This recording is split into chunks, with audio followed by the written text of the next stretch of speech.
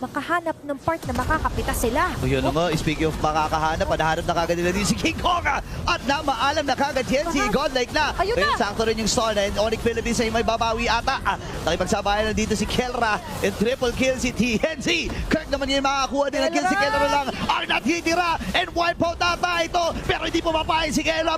Ngayon, Lord, ang kanilang paglalabanan ng forward march para kay Lunar. Okay, si Lunar ata ang uunahin nila dito. 5 miyembro mula sa Onyx Philippines ang pumapunta sa kanya pero ngayon ay naibalibag na rin. 847. Habang si TNC Legendary na hindi pa rin talaga mapigilan ang pagbulusok ni TNC. Super Prince with a kill. Si Kirk naman ngayon may ipit. Nakadalawa na 12-0-1. Gusto pa ata yung 13. Ngayon ang Phantom Execution na gamit din. Masyado ata malalim si TNC. CCTV pa.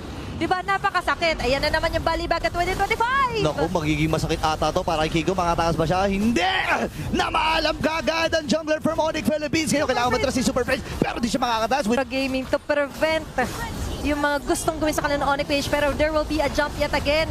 Finest Slash activated. Ito na, may gagawin na ata dito ang Onyx PH. Andun yung mga sipat mula kay Kelra. Isasakripisyo natin ni Bruceta niya sarili pero makakatakas siya with the flicker. Andun naman yung full barrage. Naku, naabutan si Kirk na makaganda na napatumba. At si Rosa ay makakakuha din ang kill. Super Prince naman na magiging sa target. Wala na ata siya magagawa dito dahil game number 1 ang si TNC at ang buong kupunan ng Aurora Gaming ay kukunin na ito.